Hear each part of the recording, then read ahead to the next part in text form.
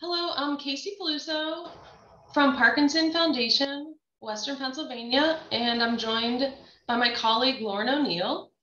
And we're delighted to have Jen Biddle-Derby presenting today. Jennifer got her Bachelor of Science from the University of Pittsburgh, and she has her law degree, her JD, from the University of Miami School of Law. Jennifer was named a 2021 Rising Star in Elder Law by Super Lawyers. Currently, she is an associate at Tucker Ahrensberg in downtown Pittsburgh. She works with families and individuals to assist in developing estate plans and special needs planning. Thank you so much for joining us, Jen, and I will hand it off to you. Okay, thanks, Casey, and thanks, You're Lauren. welcome. So it's very nice to meet everyone, although virtually. As Casey said, my name is Jen Derby, and I'm an attorney with Tucker Ahrensberg. My background and experience is in both estate planning, and elder law, and more specifically, estate planning, both for traditional family situations or families with special needs, as well as elder law, which includes long-term care planning. I also handle estate administration when a loved one passes away, as well as from the planning side of things, some business succession planning for small to mid-sized businesses as well. I'm very appreciative to Parkinson's Foundation for inviting me for this webinar. I am actually both personally and professionally involved with the Western PA Parkinson's Foundation. I have been for a few years. And I am a member of the Young Leaders Group as part of the Parkinson's Foundation. So, this is obviously a charity that's very near and dear to my heart, and these ladies are wonderful. So thank you again. So today we are going to cover, I'll go back to my title because I know Casey appreciated this. So the title of this presentation today is Navigating the Long-Term Care Maze. And why I call it a maze is probably, was probably something that enticed you to listen to the presentation, because you may know or understand that the area of long-term care, nursing home care in Pennsylvania, and I should say this will be Pennsylvania specific, but it's very, very confusing. And I think the reason why it is because you get a lot of mixed information. You might hear information from a family member or a friend, and then you hear something completely different when you're talking to someone, at the grocery store, at your workplace. So my goal here today is kind of to talk you through, obviously we only have about 45 minutes, so just some basics of long-term care planning. But I will include my information at the end of this if anybody has more specific questions. So we will discuss what types of long-term care facilities exist in Pennsylvania, payment options for those facilities. We'll discuss Medicaid for long-term care as well, and some pre-planning techniques that you can utilize for yourself or for your family members, parents, loved ones, to do some pre-planning for Medicaid planning or long-term care in the future.